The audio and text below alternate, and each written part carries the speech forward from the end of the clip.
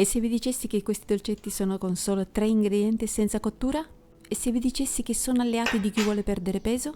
Non ci credete? Allora seguite il video. Io sono Lori, questo è il mio canale di cucina Greedy Web e oggi prepariamo le praline con burro d'arachidi. Gli ingredienti li dirò man mano nel video, ma li troverete iscritti per esteso a fine video anche sotto il video nell'info box e nel blog.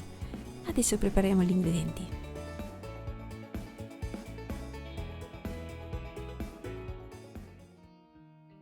Per farli occorrono 90 g di sciroppo d'acero, 45 g di burro d'arachidi, 150 g di farina d'avena integrale, un bel pizzico di sale. Le gocce di cioccolato che vedete non fanno parte della ricetta, sono opzionali. Lo sapete, siamo golosi, mia figlia li ha voluti inseriti, ma fidatevi, sono ottimi anche senza, anzi io li adoro senza le gocce di cioccolato. Voi fatemi sapere come li preferite, con o senza. E adesso iniziamo. Mettiamo nella ciotola con la farina d'avena il burro d'arachidi, lo sciroppo d'acero e il sale.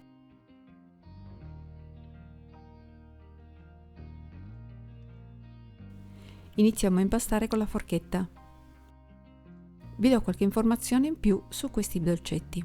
La farina d'avena, al contrario delle altre farine, sempre che non si abbiano problemi di salute che la vietano, ma è difficile perché la farina d'avena può essere consumata cruda, anzi è un'alleata di chi sta a dieta o vuole perdere peso, poiché è un cibo che di solito assorbe una grande quantità di acqua, facendo così sentire le persone soddisfatte e sazie. Non è solo un ottimo alimento per dimagrire, ma offre un numero di benefici come fibre, beta-glucano, antiossidanti, vitamina E e vitamina B, che però diminuiscono man mano che si cuoce l'avena, per questo si preferisce consumarla cruda. In più, in questa ricetta abbiamo il burro d'arachidi, che è un altro alimento alleato della dieta per il suo potere saziante, e lo sciroppo d'acero, che è un altro alimento alleato per il suo basso contenuto calorico e ricco di potassio e magnesio. Insomma, non solo sono buoni, ma non vi sentirete nemmeno in colpa a mangiarne uno in più.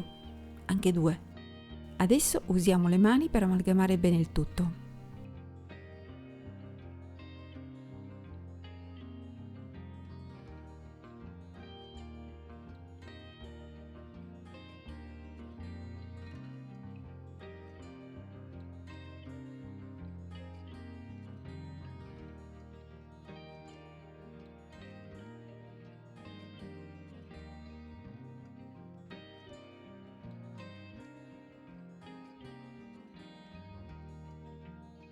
E se non l'avete ancora fatto, vi invito a iscrivervi al canale per essere aggiornati sui prossimi video, che saranno davvero deliziosi. Basta cliccare sul tasto iscriviti.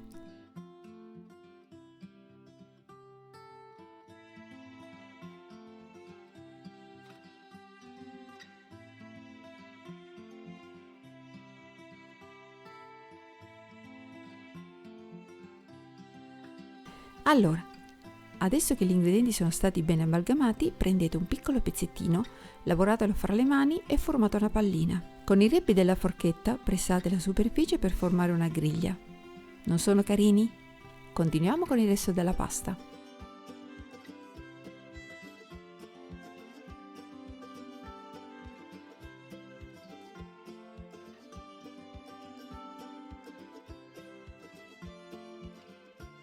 Ma mia figlia l'ha voluti stavolta con le gocce di cioccolato fondente. Aggiungiamo le gocce e impastiamo un po'.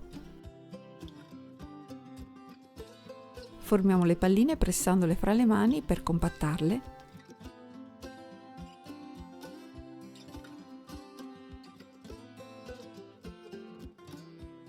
E facciamo il disegnino con la forchetta. Possono essere consumati subito o tenuti in frigo per renderli più sodi.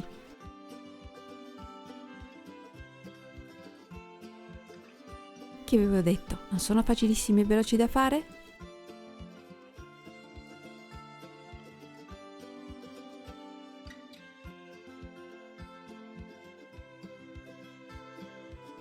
Ecco, sono pronti. Ragazzi, sono strepitosi. E mentre io me li gusto, se il video vi è piaciuto mettete un bel mi piace e commentate il video. E attivate la campanella per essere sempre aggiornati. Mi trovate anche su Facebook e su Instagram. Vi metto i riferimenti sotto il video e nell'info box.